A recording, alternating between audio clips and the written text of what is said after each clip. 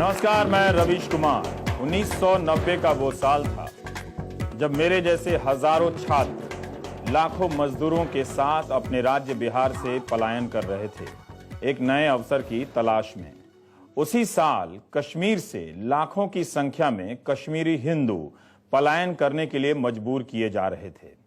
शरणार्थी और प्रवासी में जमीन आसमान का फर्क होता है। हम बीच बीच में अपने घरों को लौटते रहे हैं और जब भी चाहें लौट सकते हैं, हमेशा हमेशा के लिए। लेकिन जो शरणार्थी होता है उसे मालूम नहीं कि कब वो लौट सकता है, लौट भी सकता है या नहीं लौट सकता है। हमारा घर उजड़ा नहीं था, हम उजड़े हुए घरों को छोड़कर दिल्ली की तरफ नहीं निकले थे। लेकिन जो कश्मीरी हिंदू दिल्ली की तरफ निकले थे, उनका घर, उनकी गलियां, उनके मोहल्ले, उनके अपने, उनके मंदिर, उनकी तमाम यादें, सब कुछ उजाड़ दी गई थीं। एक ऐसे दौर में जब विस्थापित होना एक सामान्य, स्वाभाविक और आर्थिक प्रक्रिया है, इस दौर में कश्मीरी हिंदू और पंडितों के प्रति जो हमारी संवेदना है वो किस तरह से बनती है, किस तरह से जुड़ती है, जुड़ती भी है या नहीं जुड़ती है। जब पूरा विश्व विस्थापितों से बन रहा हो, एक नया स्वरूप ले रहा हो, वैसे में ऐसे तमाम लोग जो शरणार्थी बनकर आए हैं और जो पीछे एक तरह से एक खूनी अतीत को अपने वर्तमान के रूप में देखते रहते हैं, याद करते रहते हैं, वो कैसे अपने इस पहचान को लेकर दिल्ली शहर में या हिंदुस्तान में या फिर पूरी दुनिया में घूमते रहते होंगे। ये कार्यक्रम पूरी तरह से एक तरफा है। इसे संतुलित करने के नाम पर सरकार की तरफ से किसी को नहीं बुलाया गया है। इसे संतुलित करने के नाम पर सेकुलर मोर्चा के किसी प्रवक्ता को नहीं बुलाया गया है और इसे संतुलित करने के नाम पर किसी मानवाधिकार कार्यकर्ता को भी नहीं बुलाया गया है।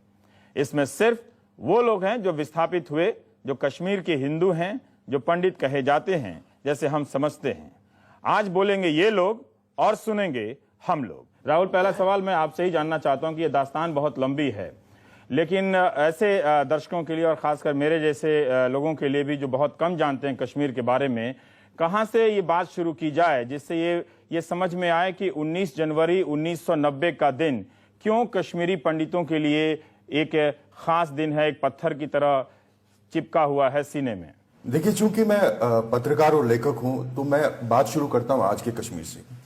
देखिए, कश्मीर में कुछ मूल समस्याएं हैं, उनकी कुछ शिकायतें हैं, चाहे वो ह्यूमन राइट्स वायलेशन को लेकर हो, चाहे वो armed force special power act के रिमूवल को लेकर हो।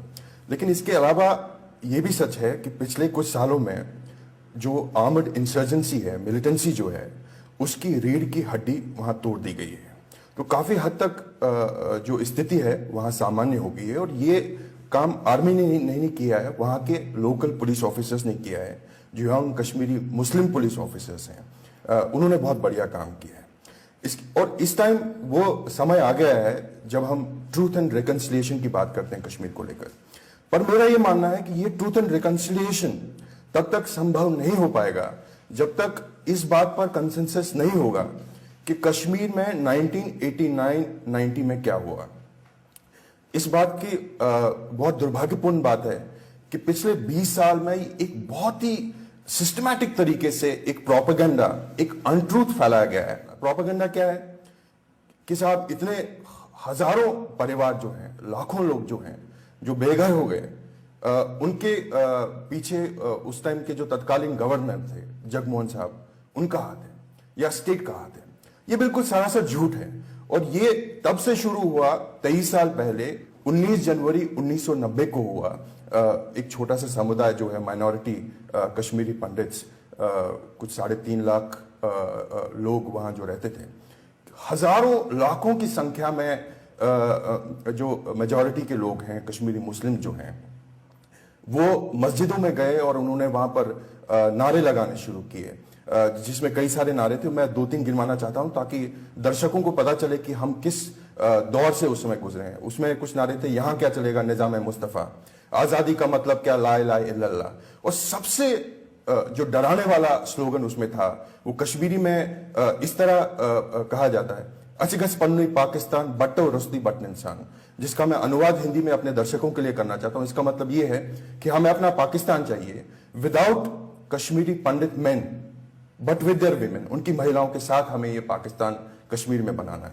तो इस तरह की स्थिति से हम गुजरे, मुझे एक पंक्ति याद आ रही है जो उपन्यासकार शमा कौल ने अपने नॉवल दर्दपुर में लिखा है।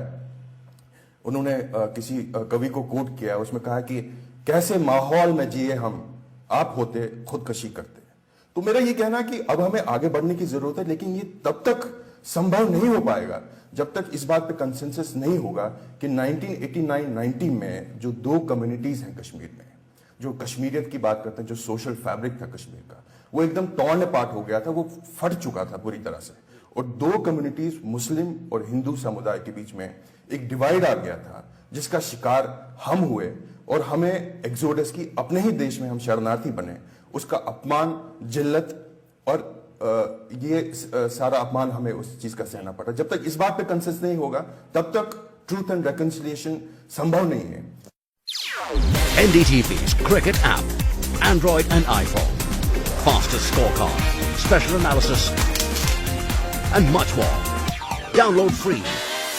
ndtv.com/apps.